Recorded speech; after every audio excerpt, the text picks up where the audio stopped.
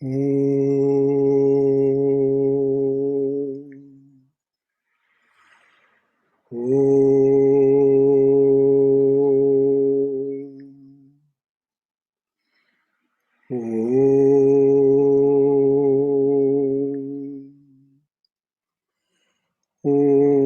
Sahana Bhavatu Sahano Bhunaktu Sahaviryam Karavavai Tejasvina Vaditamastu Mavidvishavahai.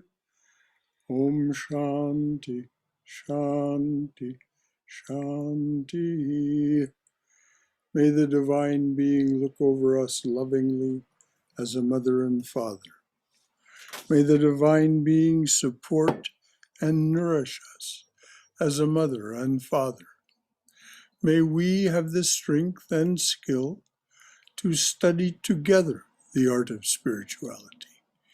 May no misunderstandings arise amongst us. Om, peace, peace. Peace be unto us and to all beings everywhere.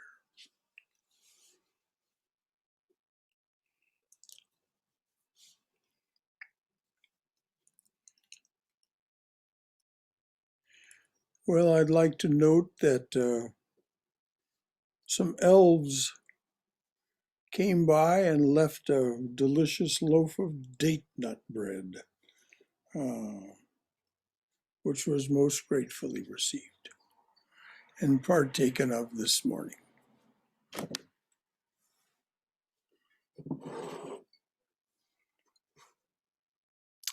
So we're studying Swami Prabhavananda's talk on control of the mind.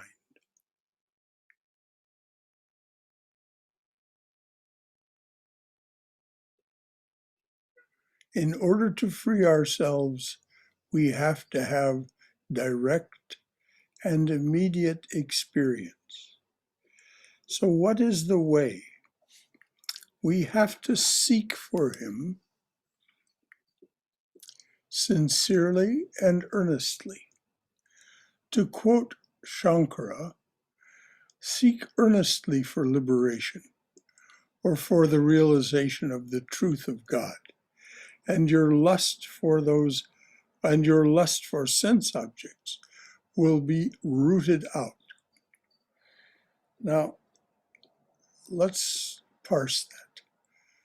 To quote Shankara, seek earnestly for liberation or for the realization of the truth of God, and your lust for sense objects will be rooted out.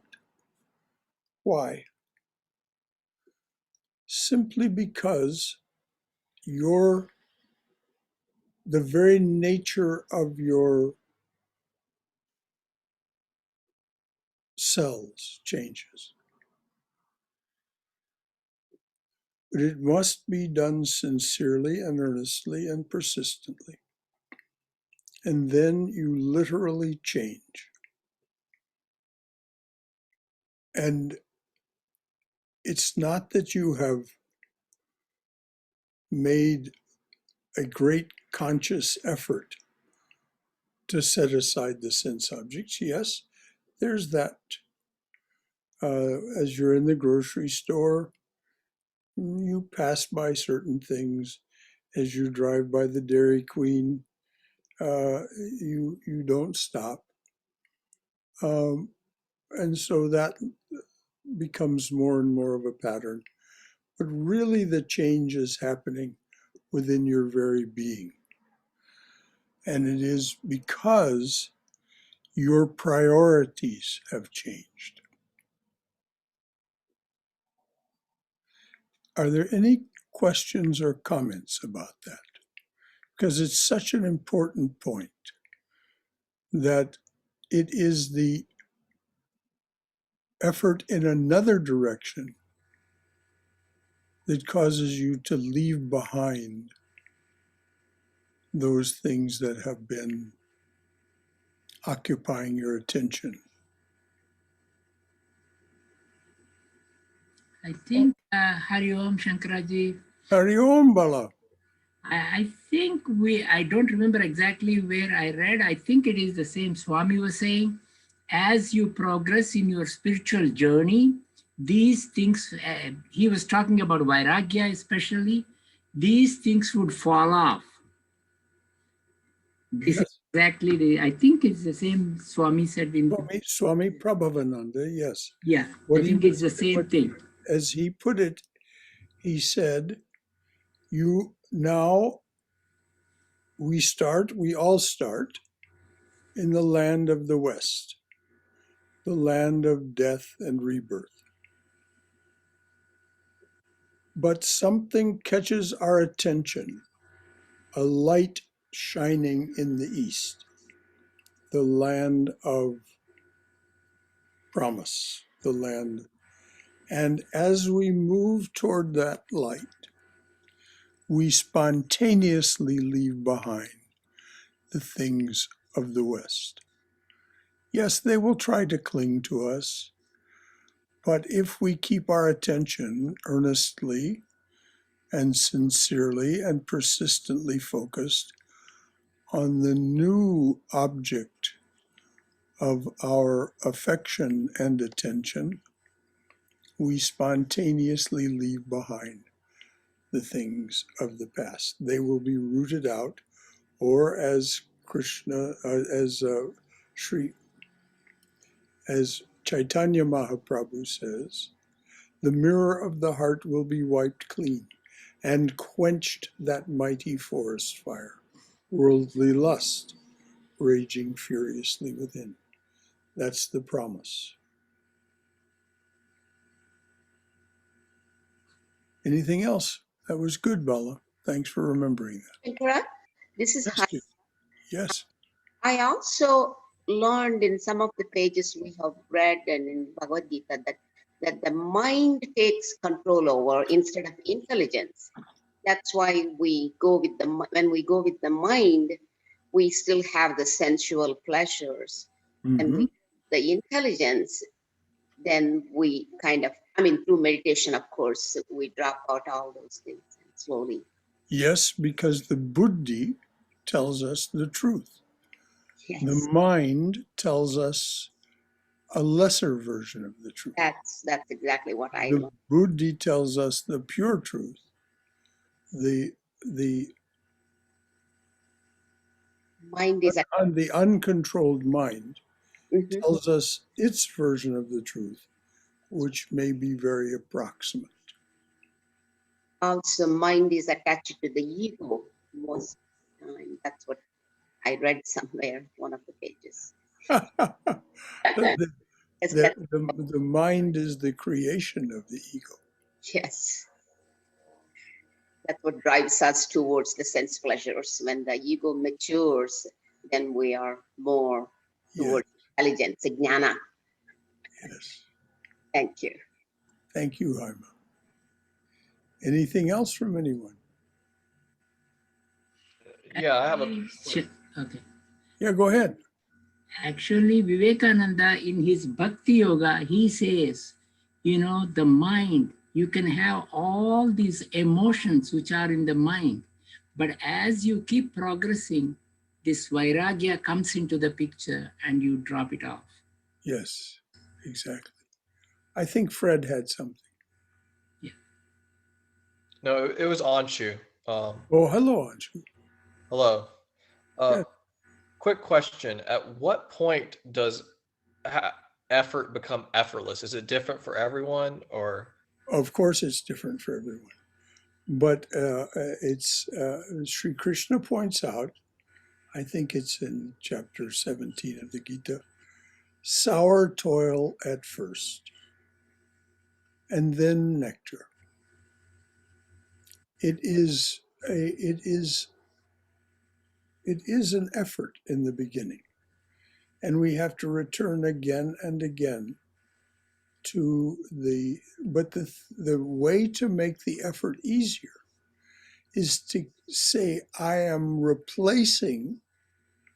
in the process of replacing that which will be much more satisfying.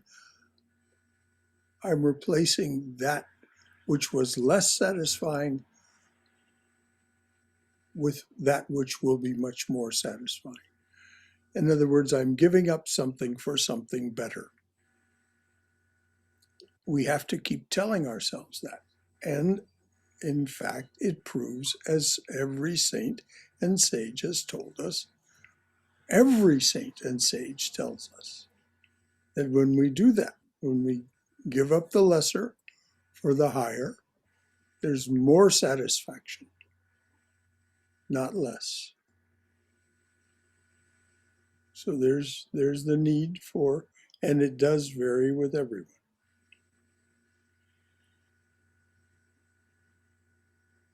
Anything else from anyone? So, Brother Shankara, Yes, Swam. so yesterday I completed my 36 weeks of cardiac rehab, and it was also National Donor Day. So I swung by and had a cup of coffee, and they offered a free donut. Of course, I indulged, but then I did offer it to the Lord. Is that hypocrisy? Where would the hypocrisy come in, dear? I don't understand the question. Where's the hypocrisy? I mean, I enjoyed it. Of course you enjoyed it. Why not enjoy it? If you offered it to the Lord first, and the enjoyment too, by all means. This is the Bhakta's way. The Bhakta's way is to offer everything that they experience, to enjoy everything as the Lord's grace and glory, and to offer the experience of God's grace and glory back to the Lord and accept what is received as prasad. So what you did was absolutely perfectly appropriate. Thank you. It's not hypocrisy to enjoy things. There's no hypocrisy in enjoying things. If you have said to yourself,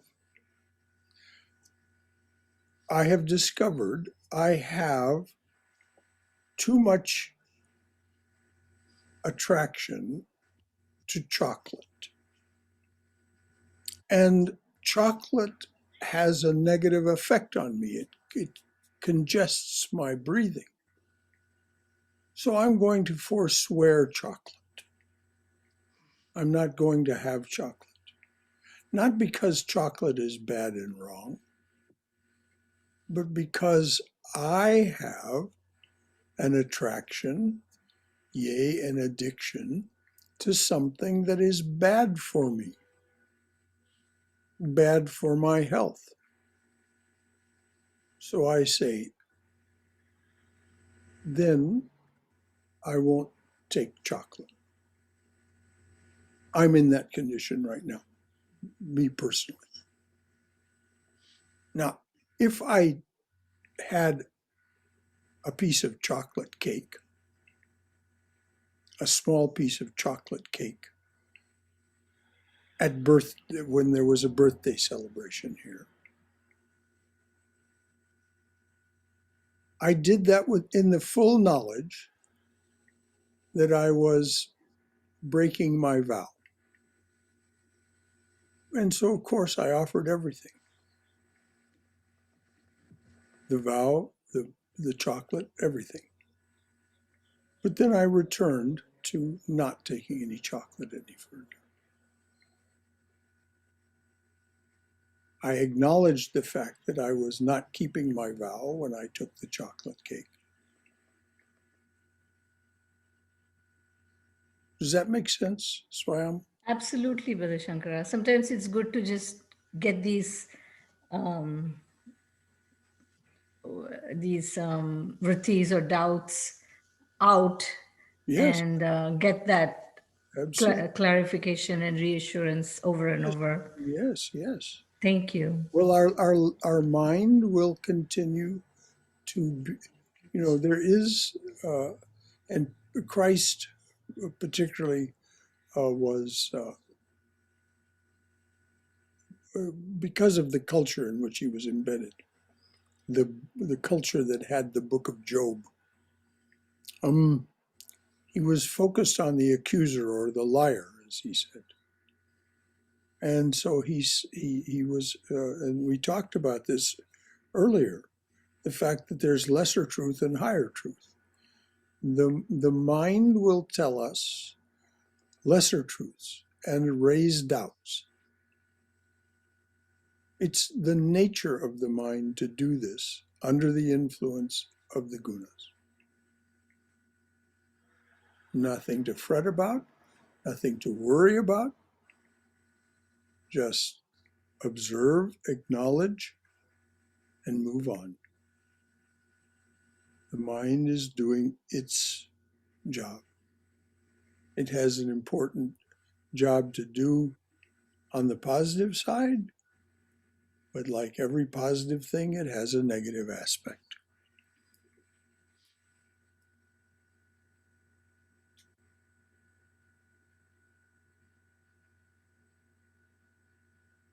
Okay. Whenever anybody would ask, yes? I wanted to say something. Oh, please. Just wanted to say a couple of things about, we were talking about things that we have some we're overly attracted to that may not be good for us. Well, there's a difference between, really, really liking something and overdoing it and having an actual addiction. Mm-hmm. And but regardless of whether it's an actual addiction or it's, just wanting chocolate too much or ice cream too much or whatever, just going by your will is the least successful method. Mm-hmm. It doesn't work, really. And they have, psychological studies that show that replacing, your addiction or attraction to one thing with an attraction or even addiction to something else that isn't as harmful to you is much more successful. Uh-huh. And as far as relating that to what you were talking about offering, the relief that comes from sincerely offering things. I mean, I can't get away from the fact that everything is the divine. Mm-hmm. And so when I'm eating something, I'm like both offering it, but also enjoying it for the divine. And also it is the divine. Mm-hmm. It is, I'm literally consuming the divine, and since basically I'm divine, whether I know it 99.9% of the time or not, I accept that that's true. Mm-hmm. So it's almost kind of fun and funny. But I love it. It's like, I was thinking about, Christians who take communion. There's this one thing they do usually once a week, if that, where for just this split moment, this wafer and this wine or grape juice, they are consuming the body of the divine. Mm-hmm.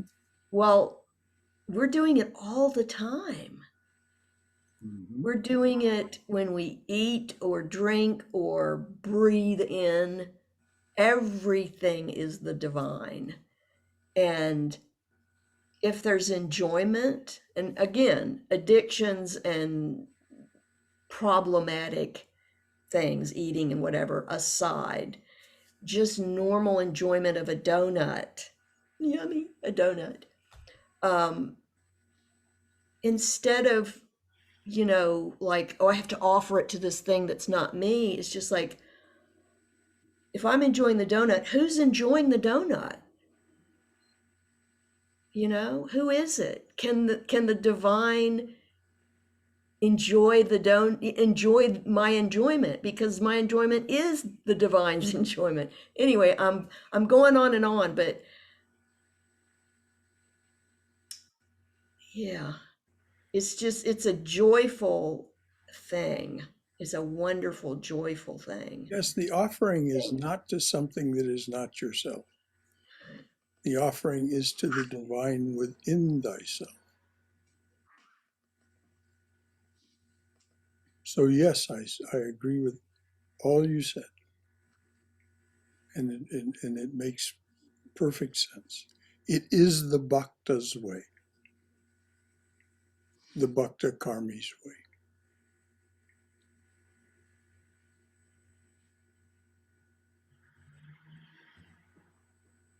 And I'm sorry I didn't see that you had something you wanted to say. Anything else from anyone? Well, I mean, when Anshu asked that question, I agree with you 100%. But two things came to my mind, whether it's pertinent or not. If you allow me, what came to my mind, I can tell. Sure. The number one is, on the 6th chapter of Bhagavad Gita is all about meditation. Mm-hmm. The first 4 qualifications in the Bhagavad Gita, it says, one is you have to have that equanimity, and the other one is self-confidence and self-effort. These are the prerequisites to have a successful meditation. Mm-hmm. Samadhi and all these things. And this is one aspect that comes to my mind. The second aspect, when he said, how long we have to do it it is like at what stage we are in our progress. You remember that we were reading the Swami Ranganathananda,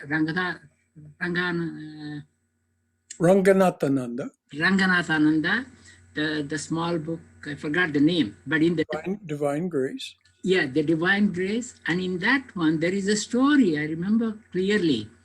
And Shiva and Parvati were in the Kailasha. Mm-hmm. And Shiva was almost ready to run to rescue one of his devotee, but he comes back and sits there. Then Parvati asks, why did you were ready to go? How come you came back? Because my devotee picked a rock he was ready to throw.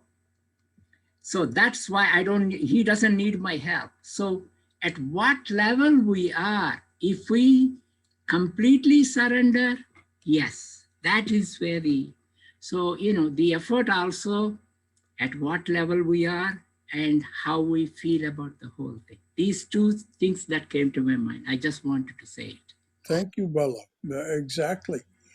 About the first, the qualifications. Swami Prabhavananda was studying the Viveka Chudamani, the crest jewel of discrimination, with Swami Turiyananda. And one of the things that's very early in that book are the qualifications for a successful student. And they're very demanding. And Swami Prabhavananda came back after having gone away for the week and studied, came back to Turiyananda and he said, well, it seems to me that if you achieve all of these qualifications, you've already achieved everything. If you become the qualified as the successful student, you've already achieved everything. And Turiyananda just smiled and said, I see you have solved the puzzle.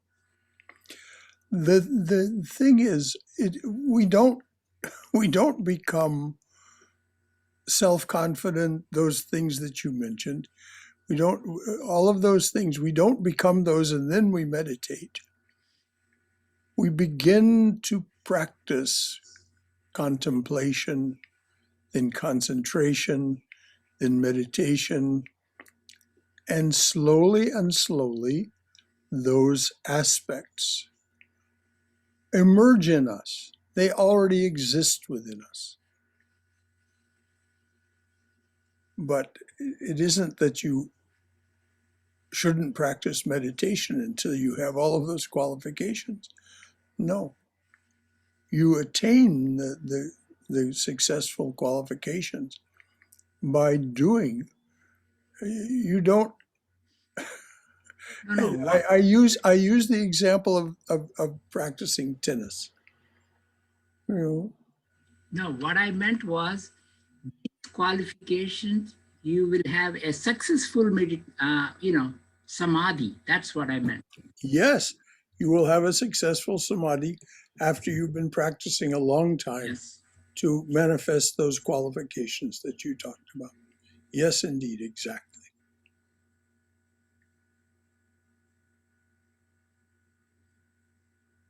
Very good. This is exactly the kind of discussion that is meant by a class. We're doing great. Anything else from anyone? Shankar, this is Katrina. Yes, Katrina. I just want to be clear in terms of understanding when we talk about addictions or eating something that is, or doing anything that is, um, may not be in the best interest of our body and well-being. And, I think when we're talking about offering it to the higher source, I think for myself, I would have to watch that, because I think that the power of whether that's successful or not really depends upon where I am consciously, and whether I can truly say that, okay, I can eat this uh, this dairy product, for example, and then it not cause, offer it and it not cause any impact on me. I think that really depends upon whether I really believe that. Well, Katrina, you're absolutely right to bring this up. And it's not a question of it not having, if you offer it, that it doesn't have the impact on you. Okay. What's happening is you're saying, I'm going to give in to my desire for this, and I'm going to accept the impact that it has on me, as that's part of the prasad. That's part of what comes back. And you're absolutely right. You have to be careful about this business of offering everything, where you can. This particular part of the conversation started with Swayam's question about being a hypocrite. It's easy enough to slip over the line Right. and become a hypocrite. But it isn't as if now, Swami Prabhavananda did say, and he wasn't joking, he did say that the prasad that we receive after a puja, a piece of pie, a piece of cake, or whatever, he did say, oh, enjoy it. It has no calories. Now, does that mean it literally didn't have any calories? I think that in the terms he was saying, the answer is yes. But that didn't mean that our bodies wouldn't react to it in the same way that they would react to anything else that was bad or good for us. It had been purified, yes. It had been lightened, yes. But the Swami was trying to let us know there was no need for guilt for enjoying prasad. Oh, okay. Thank you. Well, thank you, Trina. And you're absolutely right. The just because we offer something doesn't mean it neutralizes its potential negative effects on our physical well-being. That's magical thinking.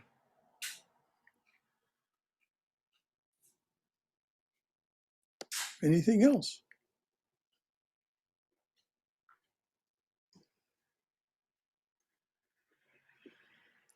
Whenever anybody would ask Sri Ramakrishna how to realize that truth, His only answer was, yearn for him with a longing heart. Such a yearning does not come all of a sudden, yet the more we long for God, the more our worldly desires fall away. That yearning does not come all of a sudden, yet the more we long for God, the more our worldly desires fall away. They become less and less, and eventually you feel that God is the one eternal truth, which is what Sharda was pointing to earlier, that it is all the divine, it is all the divine presence. At one time, Sri Ramakrishna said that very few believe in God. Swamiji, who was young at that time, contradicted him. What are you saying? Everybody believes in God. Sri Ramakrishna replied, suppose a thief knows that there is a treasure just behind that wall. Will he remain satisfied, keeping himself away from possessing it? He will do everything possible to break through the wall and get hold of the treasure. If there is real belief, real conviction, a great struggle will be made to get hold of the eternal treasure, of that eternal treasure.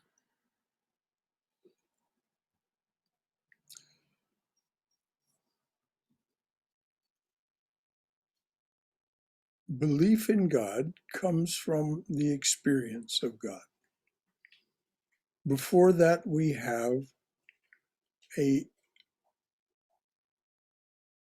take a stand for a belief in God. We have a working faith that what the scriptures and the saints and so on tell us is true. But this is what Sri Ramakrishna was pointing out. It isn't until we really believe there is an eternal treasure behind that wall that we begin to put, and that comes through experience. The saints and sages tell us there is that eternal treasure behind the wall. Slowly and slowly, we become convinced. Then we become unsatisfiable without getting through the wall and taking the treasure for our own. Patanjali pointed out, quote, by practice and exercise of dispassion, you can overcome your mind. The word dispassion seems austere and forbidding, but dispassion comes naturally if you long for God. Desires become less and less. As you move toward the light, you are farther from darkness. Dispassion comes naturally if you long for God. Desires become less and less. As you move toward the light, you are farther from darkness, which is what was being talked about before. But that seeing of the light, as you move toward the light, that seeing of the light is the first experience that most of us have, the most profound, the most profound experience that most of us have in the beginning. It may happen when we're young, it may happen much later in life, but somehow a hole opens in the wall and we see that treasure beyond. We see the light.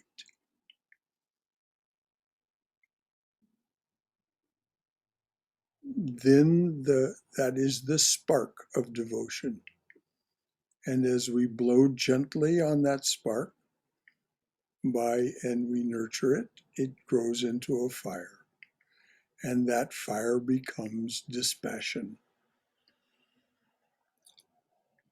So the principles to concentrate your mind upon, so the principle is to concentrate your mind upon God patiently.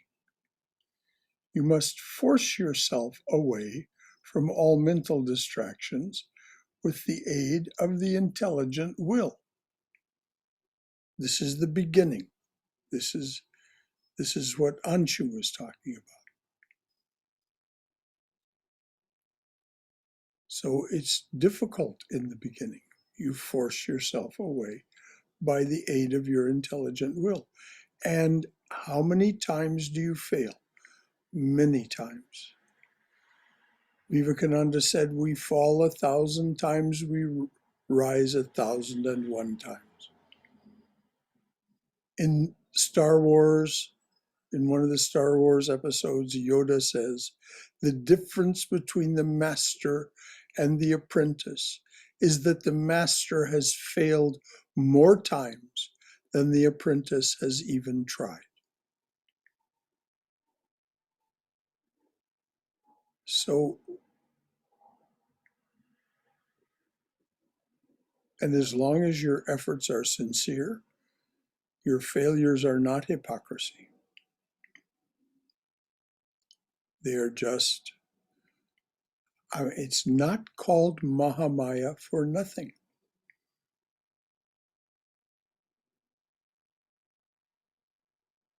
This is what we're going to talk about tomorrow.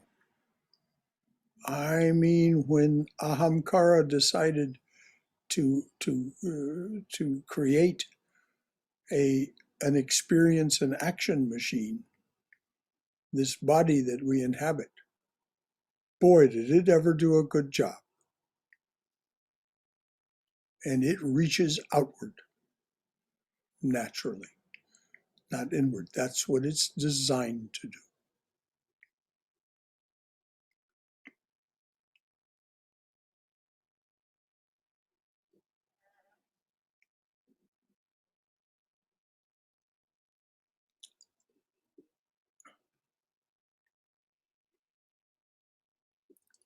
A principle is to concentrate your mind upon God patiently. You must force yourself away from all mental distractions with the aid of the intelligent will.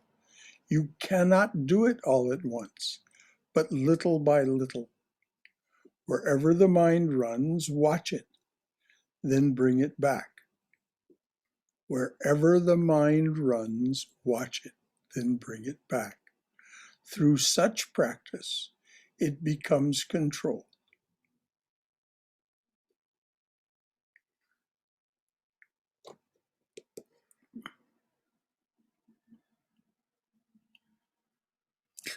We have time. Any other comments or questions about what's been said about this, the principle and the practice that the Swami just talked about? I have a question slash comment, Brother Shankara. Yes, Anshu. So you mentioned Patanjali, and I was reading his yamas and niyamas. So his niyamas are non-violence, non-lying, non-covetousness. No, that's the yamas. That's the yamas. That's the restraints. Oh, that's the restraint. Sorry, and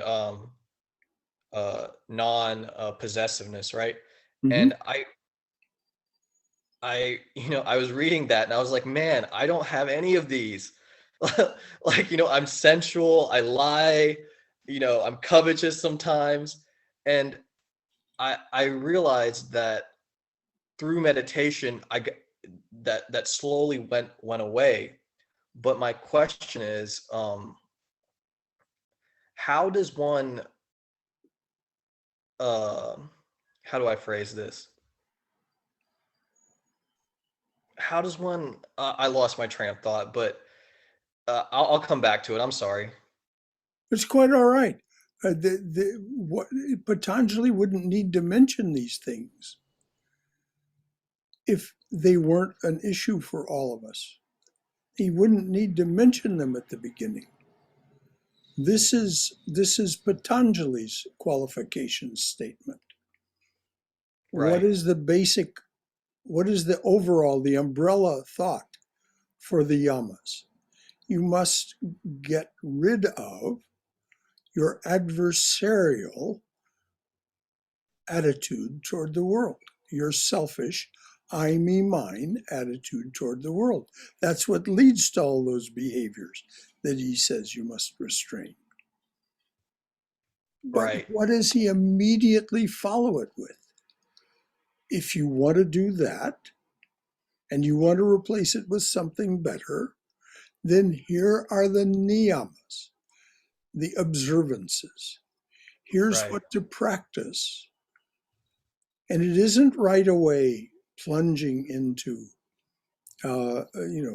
withdrawal from the senses and concentration and meditation.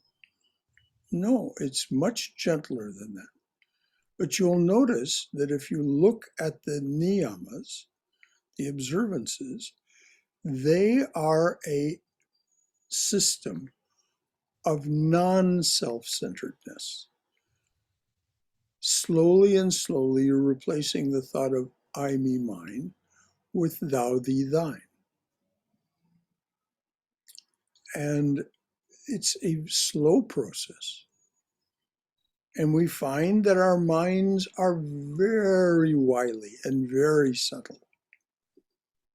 As one of the direct path Advaita teachers says, the mind is hardwired and very intelligent.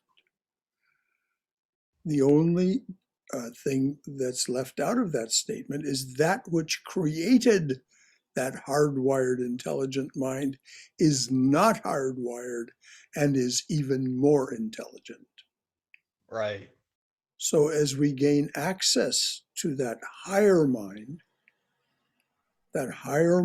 through its intelligent will, which is another name for the buddhi, through that intelligent will is able to control its creation. And this is what Balakrishna was pointing to in chapter 6 in the Gita. This is what Krishna's pointing to. So I remember my question, Brother Shankara. Okay. So I've been getting really serious about my spirituality recently, and I read Patanjali and the yamas and the niyamas. Right, it's turned into this. It's do you know Freud's definition of superego? Go Um, ahead and tell us.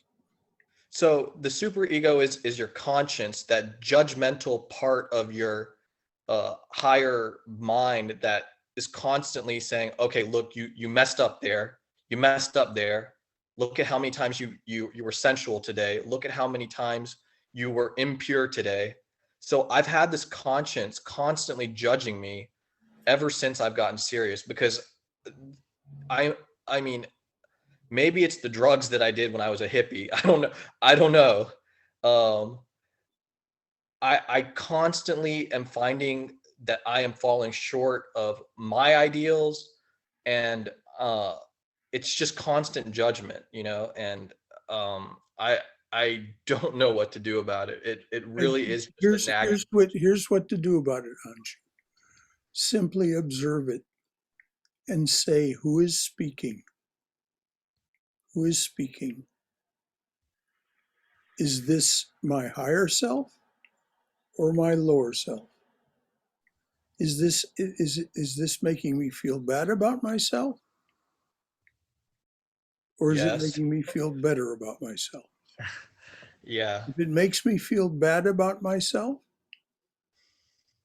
as Vivekananda said, all limitation, all contraction is death. All expansion, all freedom is life. So simply observe that voice. We all know it, Anshu. It's not exclusive to you by any manner of means. We all know that voice. It is a perversion through our membership in this society. It is a perversion of the information that is trying to come through from the buddhi. The buddhi will lead us toward the better instead of Right. constantly criticizing us about the lesser. But just observe that voice and come to know it and say, yes, I hear you. Thank you for sharing. So, yes, I failed. I'm going on to something higher. Don't indulge it. Don't feel as if it's right and you're wrong. Right. Your practices are right, and it will slowly and slowly become more and more quiet as you become more and more skilled. Thank you, Brother Shankara. Can I say something? Please do, dear. Um, I have to say that, as spiritual practice is not just the things you do that you say, these are my spiritual practice. It's everything you do. And for a lot of us, for probably all of us, really good therapy, psychological therapy, and the right kind can be enormously helpful. I love that we have this wide range of age groups in this in our class and gatherings at the center. It's great. I've been, doing a spiritual practice since I was in high school, on and off, of course. And it's gotten to be less willful work as I've gotten older. I'm in my 60s now. But there were times when I just had to make use of other things in the world to help me get past roadblocks. And that negative talk, I mean, yes, Brother Shankar, it's not true, and it is, but most of us, when we're little kids, if we were born and raised by people who were just adoring and perfect parents, we would have very little of that self-talk. That self-talk is installed in us by parents, mostly. Not that I'm saying that's bad, it's just, they're doing what was done to them, et cetera, et cetera. But one of the things that really helped me was something called reparenting therapy. There are other names for it, but it's basically identifying those voices that say, you can't do this, or you're not doing this right, or whatever your voices say, identifying them and saying, okay, that's not me. That came from my parent, but it's not my parent because it's in my head.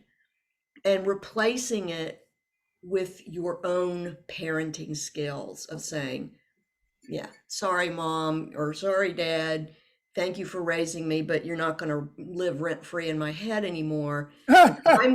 I'm going to be my parent now, and I'm going to be the good parent, and I'm going to encourage me while at the same time not putting up with, too much slack, but being a good parent.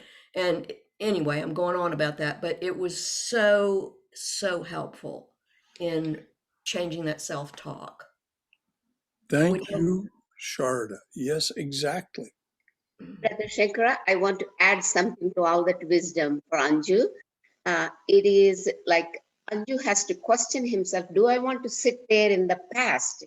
If we have a way to go back, all of us would change so many things in our lives in the past. Many things. We all have regrets of past, but we can't go backwards.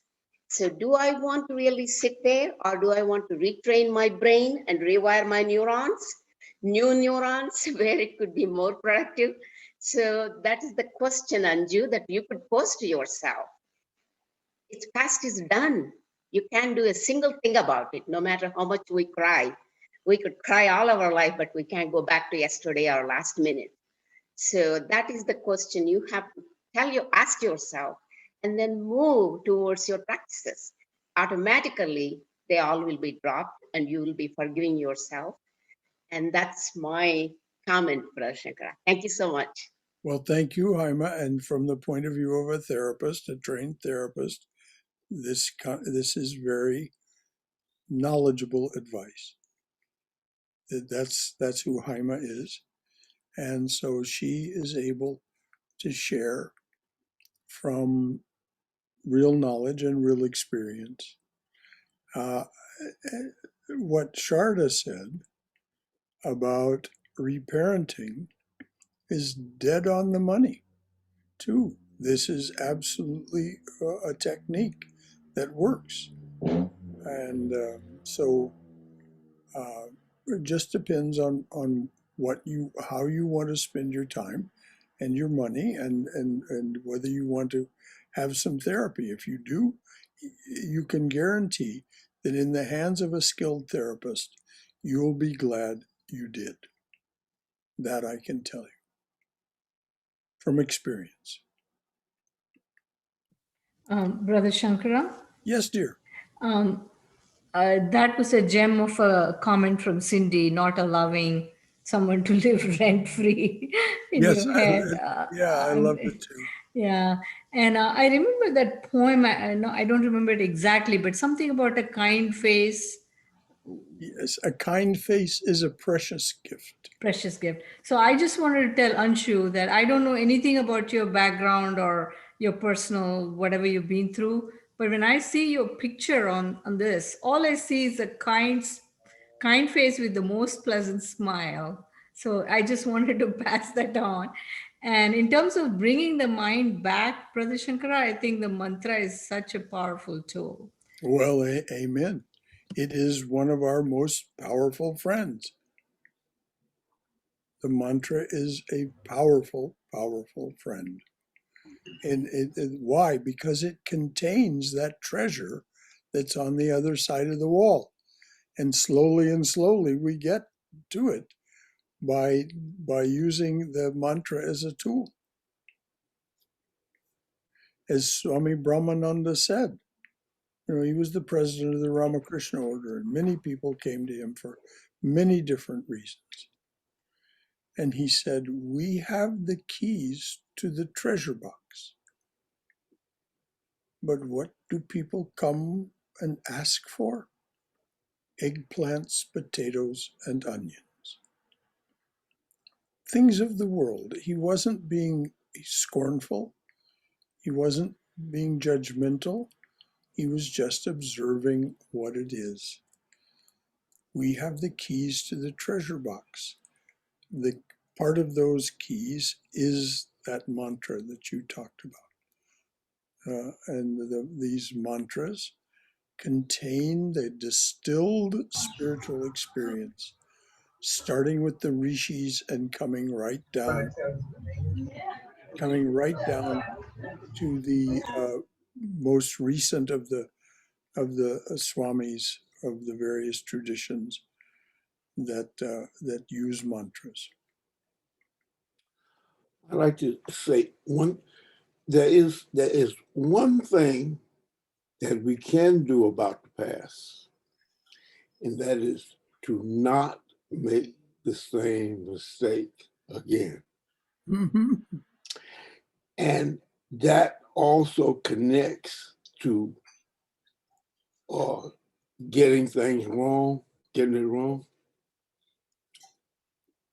The real lesson in getting it wrong, 50% of getting it wrong is to know I lost it.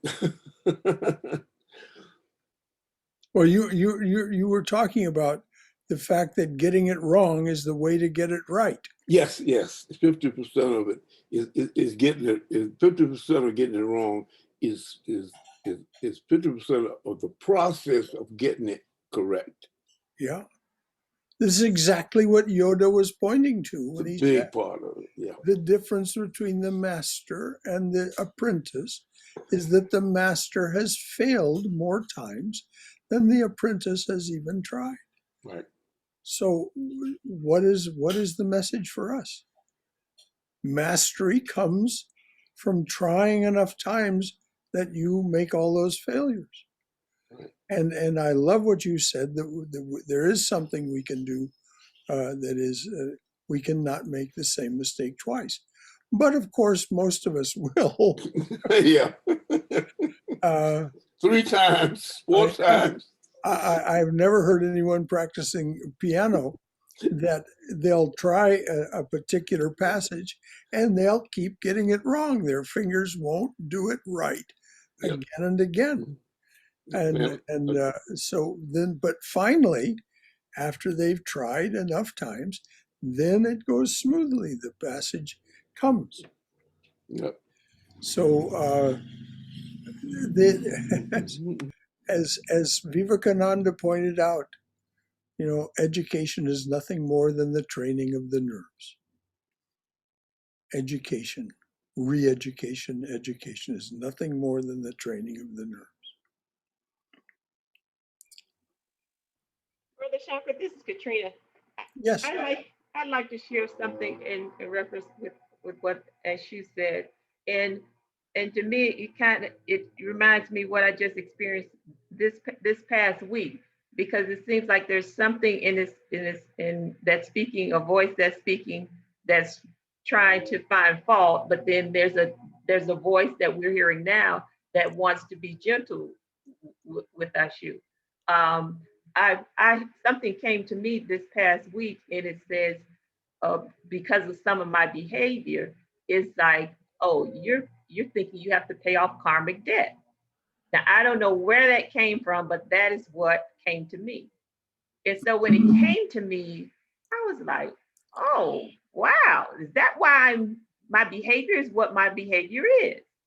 And so I was like, I said to myself, okay, no more of this. There's no, I thought about what you said. It's like give all of your karma away.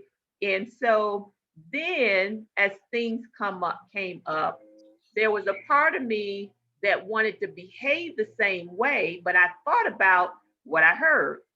Try You're doing this because think you got karmic debt. And I was like, okay, no more. And so there were two parts of me that was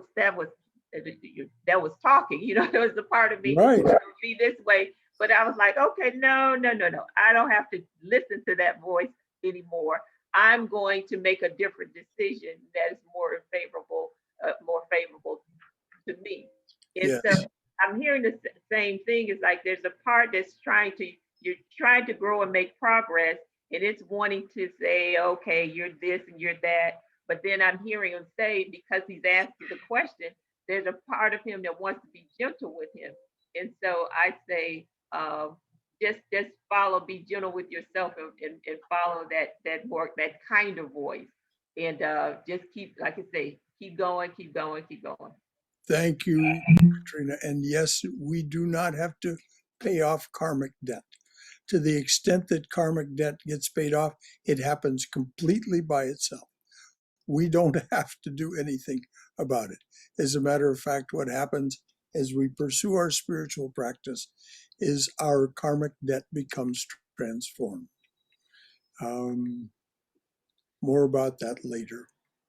But our karmic debt actually lessens in terms of its severity because we've learned the lessons that the karma would have taught us. Before we sign off today, I would like to celebrate one of our brothers that's on the screen with us. Yesterday, he had a successful defense of his master's thesis, and so has gone on. And that's Bart Smith. Bart, congratulations from all of us for all of the effort that went into it, and much joy on your behalf. Much love for you and what it is that you're learning to do to become a successful certified, or whatever the proper term is, someone who serves other people as as a therapist. So Thank you, brother. Thank you all. So just good on you. Thank you. As the Aussies say, good on you, mate. Good on you. So, Did Bob, did you have something? Yeah, I wanted to say Yes. something about the mind that they were talking about earlier. I wanted to suggest that the mind is not as smart as we give it credit for being.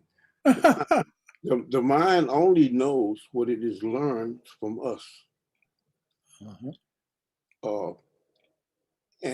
But it does not forget like we do.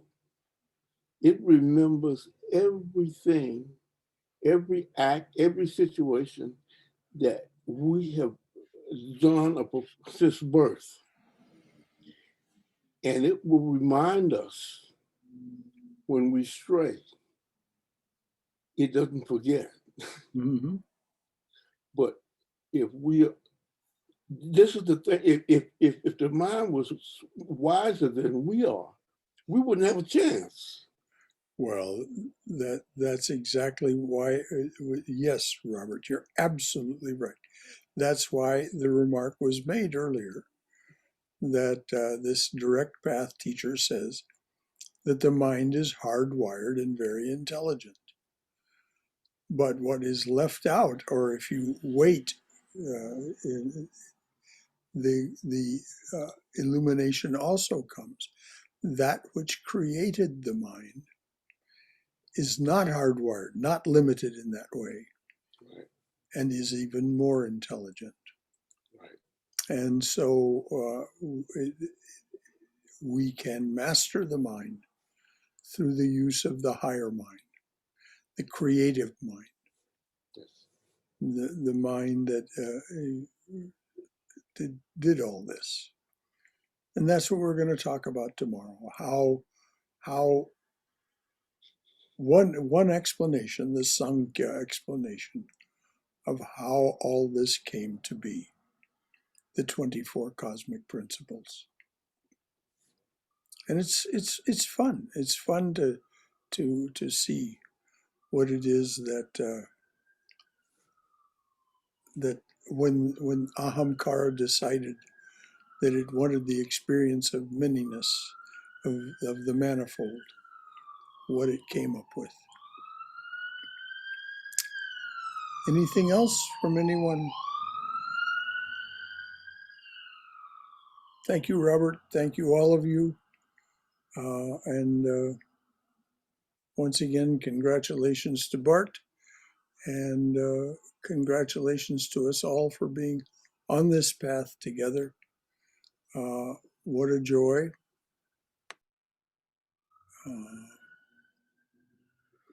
Om Asatoma Satkamaya. Tamasoma Jyotirgamaya.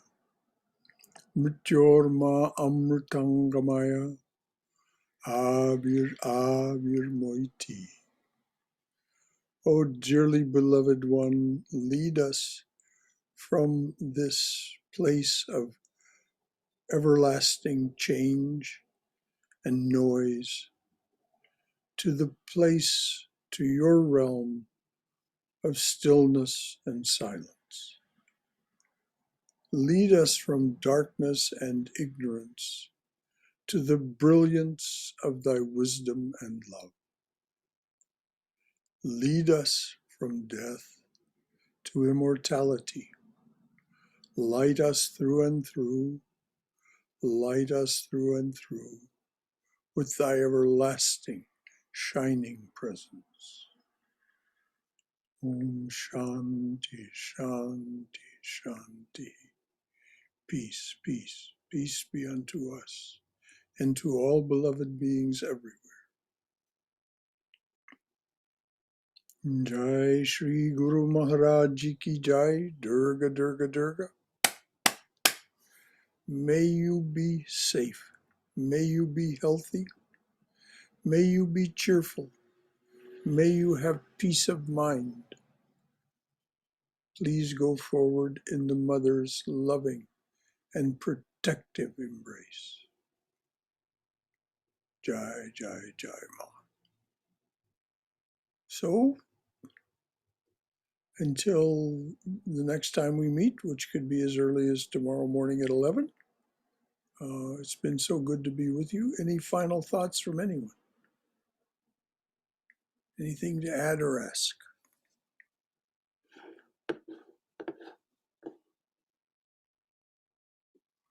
Okay. Until then, thank you all for being here. Thank you, Hari Om. Jai Shri Guru Maharaj Ji Ki Jai.